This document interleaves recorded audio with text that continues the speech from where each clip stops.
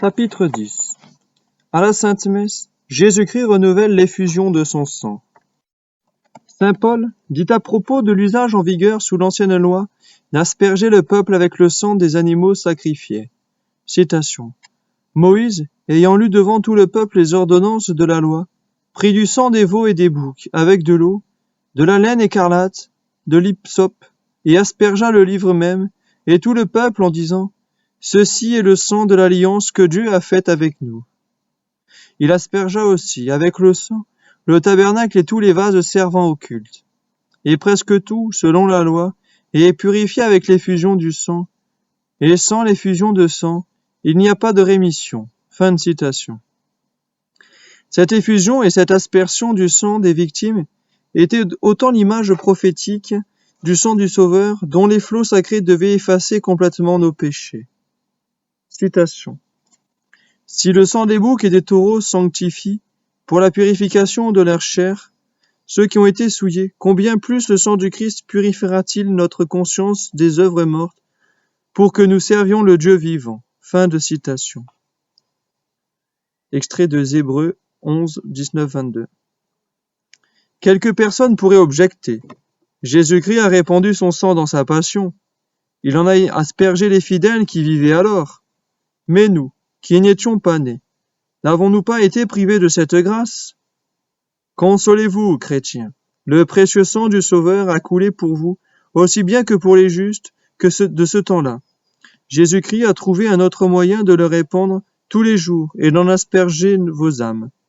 Ce moyen, c'est la Sainte Messe. Je vais le démontrer. Voici tout d'abord ce témoignage de saint Augustin. Citation. À la messe, dit l'évêque Hippone, le sang du Christ coule pour les pécheurs. Fin de citation. Ces paroles sont si précises qu'elles n'ont besoin d'aucun commentaire, si claires que personne n'en saurait contester le sens. Ces paroles sont si précises qu'elles n'ont besoin d'aucun commentaire, si claires que personne n'en saurait contester le sens. Saint Jean Chrysostome n'est pas moins affirmatif. Citation. L'agneau de Dieu s'immole pour nous. Son sang, puisé au flanc percé du Seigneur, se répand d'une manière mystique sur l'autel et se déverse dans le calice pour nous purifier. Fin de citation. Il semble que le père Chiselli ait voulu expliquer ce passage du saint docteur quand il a dit, citation, « Le Christ a versé une seule fois son sang d'une manière visible et douloureuse. Dans la Sainte Messe, cette effusion se renouvelle chaque jour d'une manière invisible, de même que, d'une manière invisible, les mains et les pieds du Sauveur sont transpercés et son cœur ouvert. Nous pouvons sans doute nous appliquer ces mérites infinis par nos désirs brûlants, par le repentir, par la pénitence, par la Sainte Communion, mais jamais plus efficacement qu'au moyen de la messe. » Fin de citation. Le savant religieux ajoute, citation, « Par les paroles de la consécration, le prêtre puise aux côtés de Jésus le sang divin, afin de le faire couler pour le pardon de vos péchés, pour votre purification et votre salut. » Fin de citation. Il me serait facile de multiplier les textes. Je me contenterai néanmoins d'un dernier témoignage, celui de Pierre Noël. Citation. Le sang qui a coulé du flanc du Sauveur, dit-il, est dans le calice, et il y est afin d'être offert encore une fois pour la rémission de nos péchés, comme il résulte des mêmes paroles de la consécration. Fin de citation. Ces paroles auxquelles nous renvoie Pierre Noël sont les suivantes. Citation. Ceci est le calice de mon sang, répandu pour vous et pour un grand nombre pour la rémission des péchés. Fin de citation. Le prêtre les répète, par l'ordre du Christ, non comme s'il voulait seulement raconter ce qu'a dit Jésus sur le calice, car il s'agit de la sorte, il n'y aurait pas de consécration, car s'il agissait de la sorte, il n'y aurait pas de consécration, mais pour produire et affirmer ce que le vin devient vraiment le précieux sang versé pour la rédemption des hommes. Fin de citation. Le prêtre ne se borne point à dire, citation, « Ceci est le calice de mon sang. » Fin de citation. Il ajoute, citation, « Répandu pour vous et pour un grand nombre pour la rémission des péchés. » Fin de citation. Or, de même que les premières paroles ont été accomplies littéralement, les dernières doivent l'être aussi. pour vous et pour un grand nombre, c'est-à-dire pour vous qui assistez à la messe, pour les absents qui la font dire, pour ceux qui l'entendraient volontiers, s'ils le pouvaient, mais que retiennent la maladie, la captivité ou des affaires importantes. Ainsi, d'après la volonté du Sauveur, les mérites du précieux sang seront appliqués même aux absents, pourvu que, de leur demeure, ils s'unissent au sacrifice ou, tout au moins, s'y fassent recommander. Quel incomparable mystère! Quel inexprimable amour pour les pauvres pécheurs! Jésus, qui a répandu pour nous jusqu'à la dernière goutte de son sang, veut de nouveau le verser à la même intention chaque jour et à chaque heure. Quel torrent de grâce coule à la Sainte Messe sur ceux qui l'entendent dévotement. Citation. Car, insiste saint Ambroise, c'est pour les hommes et pour la rémission de leurs péchés que le Sauveur répand son sang. Fin de citation. Voici quelques faits miraculeux à l'appui de cette doctrine, déjà si évidemment contenue dans la Sainte Écriture, dans l'Écriture et dans les Pères. Césaire de Esterbach rapporte que, vers l'an 1220, il y avait dans le diocèse de Cologne une récluse qui s'était faite bâtir, près de l'église, une petite maison d'où elle ne sortait jamais. À cette époque, les personnes qui vivaient de la sorte n'étaient pas rares. Celles-ci se livraient à des actes héroïques de pénitence et avaient une dévotion spéciale à la Sainte Messe qu'elles entendaient par une fenêtre de sa cellule. Or, l'ennemi de notre salut, ne pouvant l'induire en aucune autre tentation, lui mit dans l'esprit que le précieux sang n'était pas dans le calice consacré. Et cette idée fut si forte que la Vierge n'y résista point. Non contente d'y adhérer pleinement, elle-même, elle répandit le poison dans l'âme de ceux qui venaient s'entretenir avec elle. Mais Dieu eut pitié de sa servante, et l'arracha, par un miracle manifeste, à la rage du démon. Le curé, célébrant un jour en cette église, heurta par inattention, ou plutôt par une permission divine, le calice consacré. Très effrayé déjà, il sentit sa crainte augmenter lorsqu'il vit le liquide répandu prendre la couleur et l'apparence du sang. Les âmes pieuses s'imagineront facilement l'angoisse avec laquelle il continua la messe. Dès qu'elle fut terminée, il lava secrètement et à plusieurs reprises le corporal avec du vin chaud sans pouvoir enlever le sang. Il recommença en vain les jours suivants, moins ému des peines ecclésiastiques qu'il avait encourues. Entre parenthèses, ces peines, édictées dans le canon Siper Negligentiam, sont très graves. Fin de parenthèse. Si le précieux sang tombe jusqu'à terre, le prêtre coupable de négligence fera pénitence pendant 40 jours. S'il tombe sur l'autel, 3 jours. S'il pénètre jusqu'à la seconde nappe, 4 jours. Si la troisième est atteinte, 9 jours. La quatrième, 20 jours. Cette pénitence consistait à jeûner et à s'abstenir des sacrements.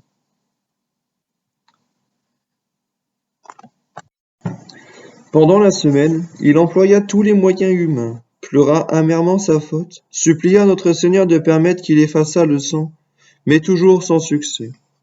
Le dimanche arrivé, il monta en chaire, le corporal à la main, et après avoir raconté l'accident, il présenta avec larmes à son peuple le linge ensanglanté.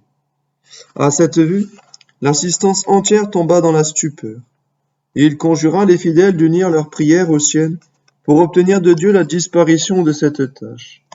Ils prièrent tous. Puis devant eux, le curé lava le corporal, peine inutile. Comprenant enfin qu'il avait là quelque chose de surnaturel, il alla à Cologne consulter un théologien renommé, le docteur Rodolphe, à qui il exposa comment il avait heurté le calice, montra le corporal et dit ses frais infructueux pour le purifier. À la vue du précieux sang, le docteur s'agenouilla humblement, baisa avec dévotion le linge et resta quelque temps interdit. Enfin, il formula son avis en ces termes. Évidemment, Dieu en a vu de fortifier les faibles dans la foi au Saint-Sacrement. N'y a-t-il personne dans votre paroisse qui refuse de croire à cet adorable mystère ? Le curé répondit. Il y a une récluse qui doute de la présence réelle du précieux sang et qui entretient les autres dans ce doute. Ne cherchons pas d'autre explication, reprit Rodolphe. Jésus a rendu visible sur le corporal les traces de son sang pour éclairer cette femme. Allez donc la trouver, montrez-lui le linge, racontez-lui ce qui s'est passé et qu'elle ne doute plus. Le curé, heureux de ce conseil, interrogea la recluse sur sa croyance à la présence réelle. Elle répondit franchement.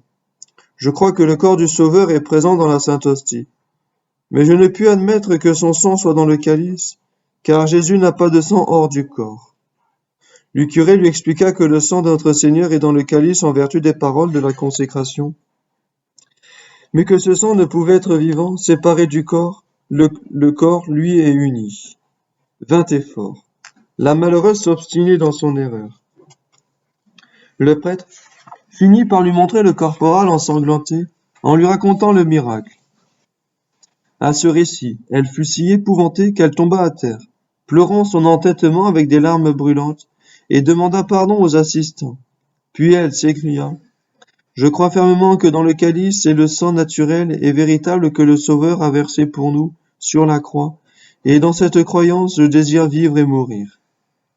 Le prêtre lava alors le corporal, et le sang disparut complètement. Le père Pierre Lavagénas, de l'ordre de Saint Jérôme, avait un doute tout opposé, dont il fut longtemps et vivement tourmenté. Il se demandait si le précieux sang était aussi dans la Sainte Hostie. Un jour que, célébrant la messe, il en était aux paroles qui suivent la consécration.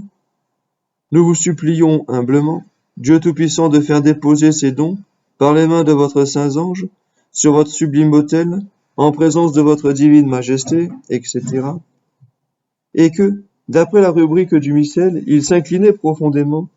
Il lui sembla qu'un épais nuage entourant l'autel lui cachait le calice et l'hostie. Il en fut très effrayé, ne sachant ni ce que cela signifiait, ni comment cela finirait.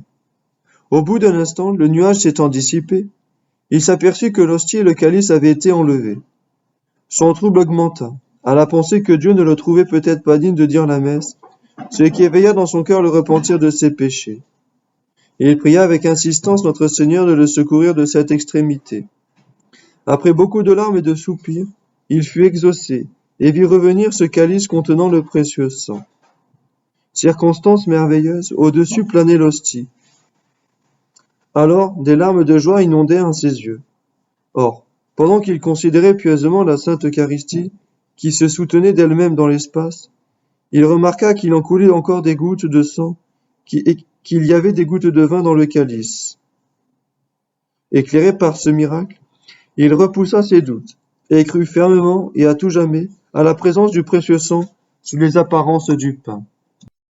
Ces deux récits nous prouvent que l'humanité du Sauveur est contenue tout entière, et en même temps sous chaque espèce, quoique, en vertu des paroles de la consécration, le corps seul soit directement dans l'hostie, et le sang directement dans le calice.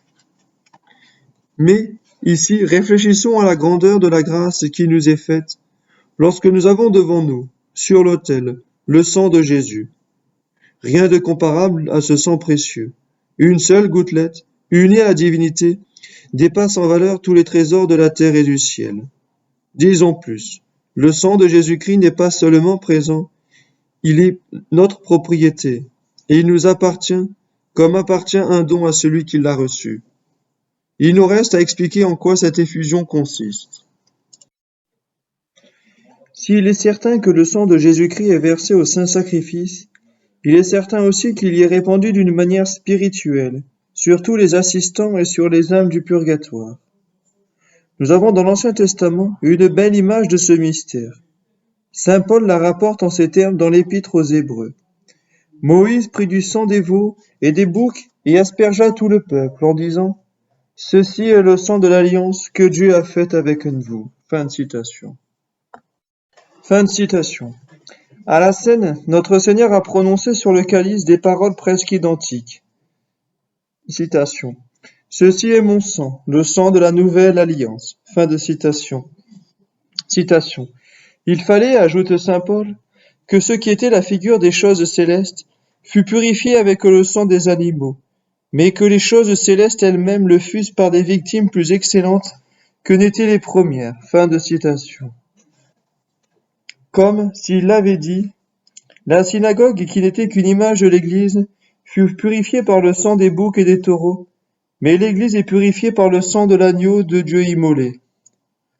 Or, rien ne peut être purifié avec le sang ou l'eau sans en être pénétré. Puisque nos âmes sont purifiées à la Sainte Messe avec le sang du Sauveur, c'est donc que ce sang divin est répandu pour elles. Écoutons saint Jean Chrysostome, en citation. En voyant le Seigneur immolé et gisant sur l'autel, le prêtre penché sur la victime et priant, tous les assistants couverts du sang précieux, pouvez-vous croire encore ici-bas et parmi les hommes? Fin de citation. Remarquez l'expression du saint docteur. Le peuple est couvert du sang de Jésus. Par conséquent, non seulement ce sang divin coule, mais il est répandu sur nous. Marchand confirme cette vérité. Citation. Le précieux sang est répandu à la messe, et les fidèles en sont aspergés d'une manière spirituelle. Fin de citation. Saint Jean s'exprime le plus clairement encore. Citation. Le Sauveur nous a aimés et nous a lavés de nos péchés dans son sang. Fin de citation. C'est aussi la doctrine de saint Paul. Citation. Vous vous êtes approchés de Jésus, médiateur de la nouvelle alliance, et de l'aspersion de son sang plus éloquente que l'effusion de celui d'Abel. Fin de citation. Si je vous demande, en effet, quand allons-nous à Jésus médiateur? Vous répondrez, dans la Sainte Communion. Sans doute, nous nous approchons alors tout près de lui. Mieux que cela, nous le recevons dans notre cœur. Néanmoins, dans la communion, ce que nous cherchons, c'est moins une méditation qu'une nourriture nécessaire à nos âmes. Tandis que, à la messe, c'est bien au médiateur que nous recourons, car Jésus y remplit le ministère du prêtre et, à ce titre, prie officiellement pour le peuple. Et nous approchant à notre médiateur, nous nous approchons par le fait même du précieux sang, qui se répand spirituellement sur l'autel et de l'autel sur nos âmes. Dans sa passion, Jésus a versé déjà son sang divin, mais ce sang n'est tombé alors que sur les bourreaux, sur la terre, sur les rochers. Dans la Sainte Messe, c'est le même sang qui est répandu, mais il coule sur les âmes des assistants. Le prêtre asperge le peuple chrétien avec l'eau bénite, comme Moïse aspergeait les Juifs avec le sang des victimes. Le Sauveur asperge les âmes avec son précieux sang. Cette aspersion mystique vaut mieux que l'aspersion matérielle. Les soldats et les Juifs qui entouraient Jésus reçurent les flots de son sang sur leurs mains et sur leurs visages, mais loin d'être purifiés et convertis, ils n'en furent que plus endurcis dans le mal, au lieu que, si Jésus avait aspergé leurs âmes, elles auraient été changées et sauvées. Oui, quand même à la Sainte Messe, notre corps serait matériellement arrosé avec le sang de Jésus, nous en tirerions moins de profit que de l'aspersion de ce même sang reçu par nos âmes, car cette dernière aspersion les purifie, les sanctifie, les embellit d'une manière incomparable. Écoutez ce que dit à ce sujet sainte Madeleine de Pasie. Citation.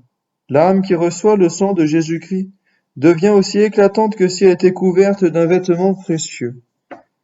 Elle a une telle splendeur que si vous pouviez la voir, vous la prendriez pour le Dieu dont elle est l'image. Fin de citation.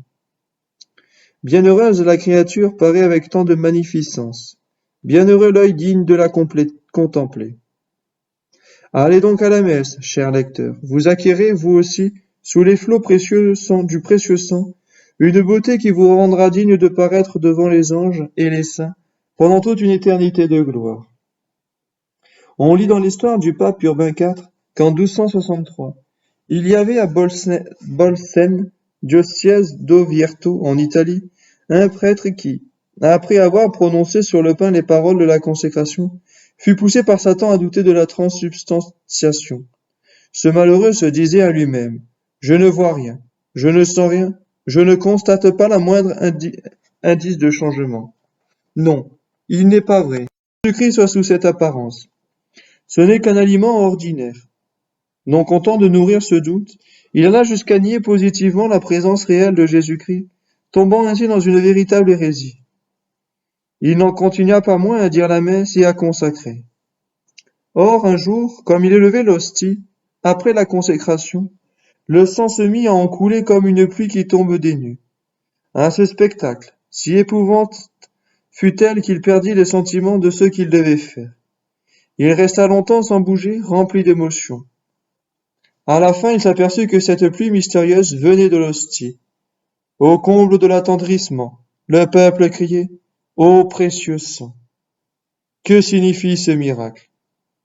Ô sang divin, quelle est la cause de ton effusion?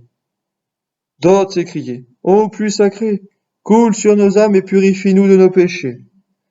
Ô sang précieux, appelle sur nous la miséricorde divine.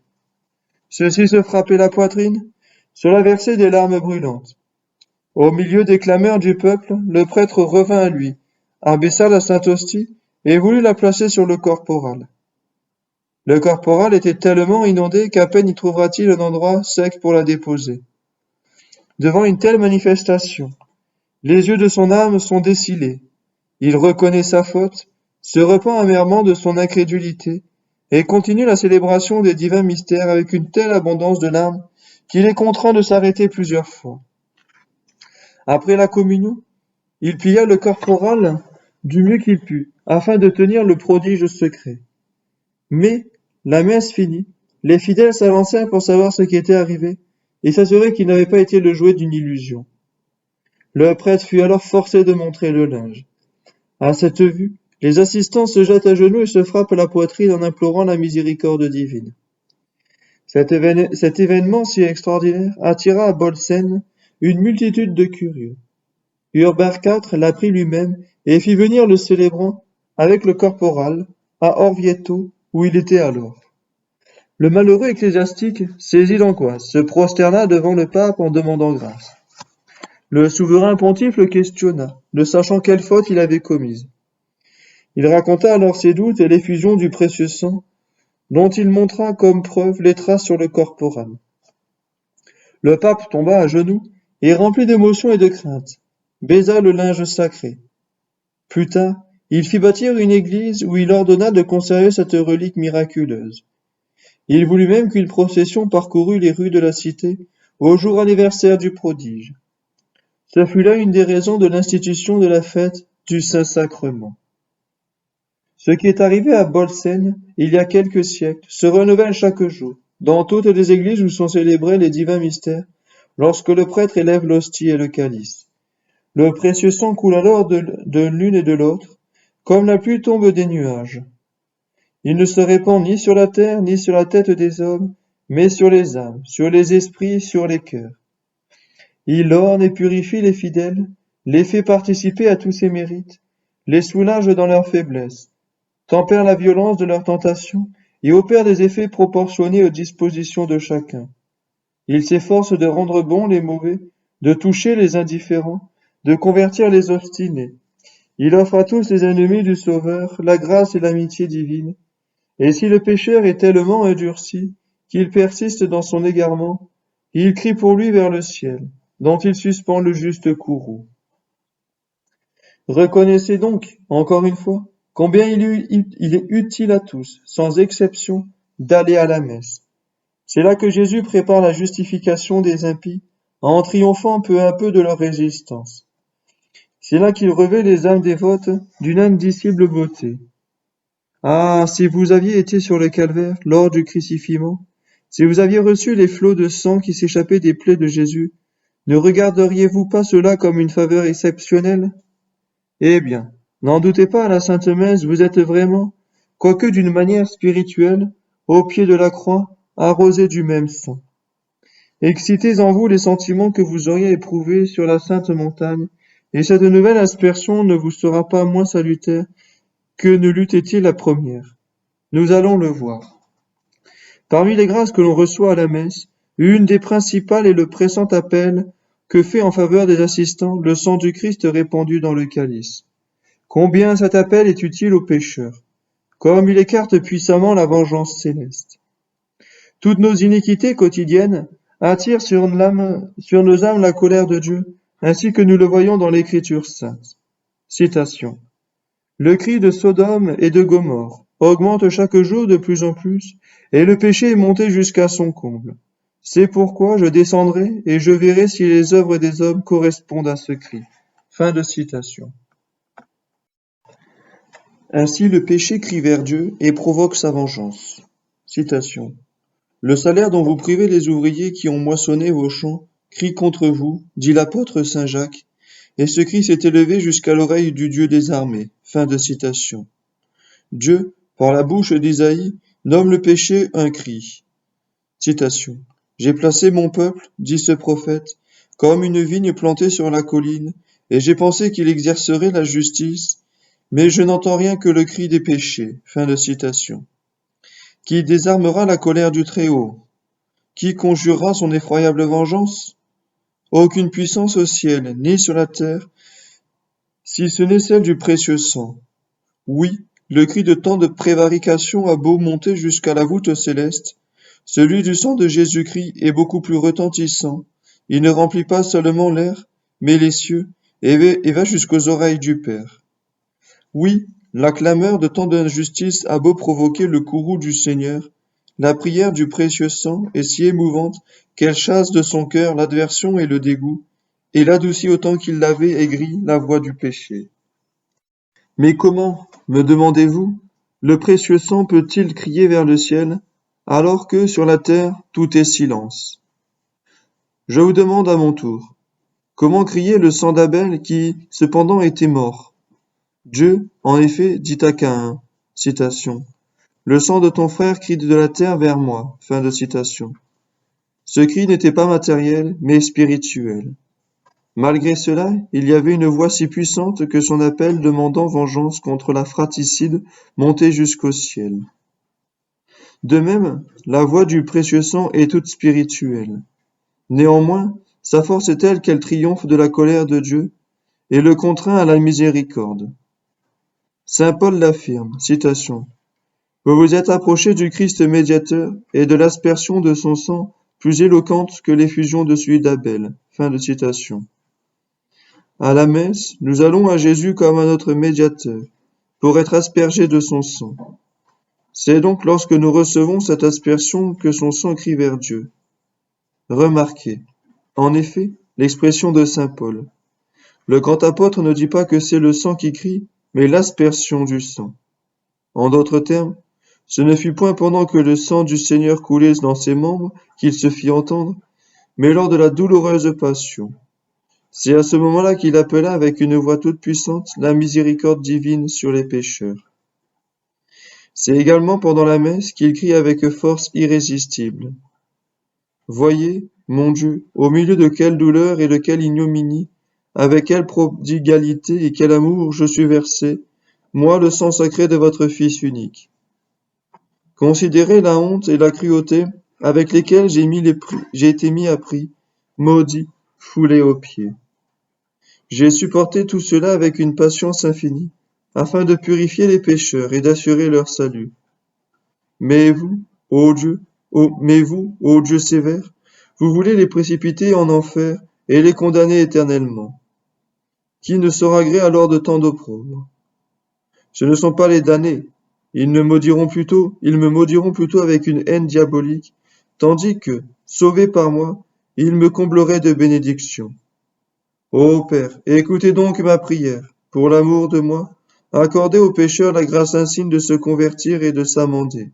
Aux justes, celle de croire dans la sainteté et de persévérer jusqu'à la fin. Quand le précieux sang crie avec une telle force, comment Dieu resterait-il sourd?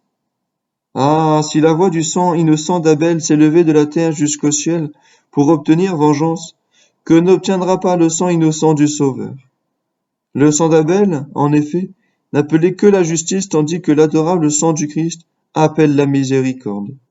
Et, d'autre part, Dieu est plus enclin à la piété qu'à la pitié qu'à la sévérité, comme le chante l'Église. Citation. Ô Dieu, à qui il appartient en propre de pardonner et d'épargner toujours. Fin de citation. Saint Pierre dit de son côté, citation. Dieu ne veut la mort de personne, mais la conversion et le repentir de tous. Fin de citation. Le précieux sang a plaidé pour le monde dans la circoncision, au jardin des Oliviers, dans la flagellation, le couronnement d'épines et le crucifiement du Sauveur. Il a obtenu notre pardon, comme l'enseigne l'apôtre, citation. Le Christ a réconcilié le monde avec Dieu. Fin de citation. À la Sainte Messe, ce sang divin ne prie pas avec une seule voix, mais avec autant de voix qu'il se répand de gouttes. Il prie d'une façon pénétrante et irrésistible, avec toute la force de la sainteté, de la sainte humanité et toute la force de la divinité. Il prie avec toutes les blessures du Sauveur. Et il prie avec le cœur de Jésus, et avec toutes les amertumes et toutes les émotions qu'a renfermé ce cœur sacré. Il prie enfin avec la bouche de Jésus, et avec tous les soupirs qui se sont échappés de cette bouche adorable. Serait-il possible qu'une prière venant du sang, des blessures, de l'âme, du cœur et des lèvres du Fils de Dieu n'attendrait pas le Père éternel, si irrité qu'il soit contre nous par la malice de nos péchés? Ah! Quand même Dieu aurait résolu de nous refuser toute miséricorde, quand même il ne songerait qu'à nous punir selon la rigueur de sa justice, le sang du Sauveur ayant la vertu d'émouvoir tout ce qui est au ciel et sur la terre, la justice divine ne saurait rejeter ses supplications. En voici une preuve. En 1330, à Waltourne, ville située dans l'ancien archevêché de Mayence, le curé Otto, disant la messe, renversa par inadvertance le calice consacré et répandit le précieux sang sur le corporal. Aussitôt apparut sur le linge l'image du Christ suspendu à la croix, et autour de cette image, la tête du Sauveur, couronnée d'épines et toute sanglante, retracée 11 fois avec un art et une vérité qu'aucun peintre n'aurait pu atteindre. Le curé se sentit tout saisi à la vue d'un tel prodige, et, dès que le peuple fut sorti de l'église, il souleva une pierre de l'autel pour y cacher le corporal. Dès lors, il n'eut jamais la conscience en repos. Cet état d'angoisse lui causa même bientôt une maladie incurable. Torturé du corps et l'âme, Otto attendait une mort prochaine.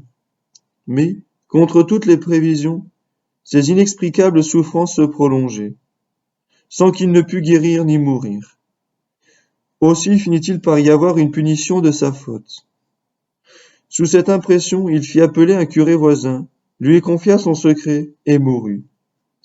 Après sa mort, son confrère chercha le linge et l'ayant trouvé, le baisa respectueusement, puis il le montra au peuple en publiant l'événement, lequel arriva bientôt à la connaissance générale. Les supérieurs ecclésiastiques envoyèrent le prêtre à Rome auprès du pape Urbain V, qui instruisit l'affaire et accorda une indulgence à tous ceux qui visiteraient l'église où le miracle s'était produit. Pourquoi, me demandez-vous, le sang répandu sur le corporal y dessinait-il un crucifix entouré de 11 têtes? À mon avis, entre autres raisons, on pourrait assigner la suivante. Comme le sang répandu crie miséricorde vers Dieu, Dieu voulut que 11 têtes et 11 bouches parussent sur le corporal, parce que 11 gouttes de sang y étaient probablement tombées. Ce récit est authentique. Après plusieurs siècles, les têtes étaient restées visibles et un grand nombre de pèlerins se rendaient encore à Waltourne pour les vénérer. Outre sa prière toute puissante, qui pénètre le cœur de Dieu, le sang du Christ nous procure un autre bienfait. Dans l'ancienne loi, on offrait au Seigneur un sacrifice quotidien, et Dieu avait assuré que l'odeur des chairs de la victime consumée sur l'autel monterait vers lui comme un parfum suave. Que ne produira donc pas le parfum du sang de Jésus-Christ, versé en holocauste sur la montagne et offerte au Très-Haut à la Sainte Messe? À l'offrande du calice, le prêtre dit, citation, « Nous vous offrons, Seigneur, le calice du salut. Demandons à votre miséricorde qu'il s'élève avec une suave odeur en présence de votre majesté, pour notre salut et celui du monde entier. » Fin de citation. Citation. Jésus-Christ nous a aimés, dit l'apôtre, et il s'est offert lui-même en sauveur comme une victime d'agréable odeur. Fin de citation. En d'autres termes, lorsque l'holocauste du Sauveur se consomma sur la croix, il s'en échappa un parfum dont la suavité couvrit l'infection qu'exaltaient les sacrifices d'idolâtres et les péchés des hommes. Car Dieu fut plus touché de la mort de Jésus et de l'effusion de son sang précieux qu'il n'avait été irrité de toutes les iniquités du monde. De même, aujourd'hui encore, quand l'hostie très pure s'immole sur l'autel et que le sang divin se répand, une odeur suave montant vers le Sauveur calme la colère que lui causent nos crimes. Comme le patriarche Isaac, devenu vieux et aveugle, embrassait son fils Jacob revêtu des habits d'Ésaü, il sentit, dit le texte sacré, l'odeur de ses vêtements. Il le bénit et lui dit, citation, « Le parfum de mon fils est semblable à celui d'un champ plein de fleurs que le Seigneur a béni. » Fin de citation. et il lui s'étale la prospérité dans tous ses biens temporels. Le parfum du précieux sang est 1000 fois plus puissant. Aussi Dieu comble-t-il tout homme qui lui offre de ses meilleures bénédictions. Les saints s'en réjouissent, car cette suave odeur, partie de l'autel, se répand à travers l'immensité du paradis, dont elle ravit les bienheureux habitants. Adorez donc le sang de Jésus, ô âme chrétienne. Invoquez-le de tout votre cœur. Faites-en l'oblation avec amour.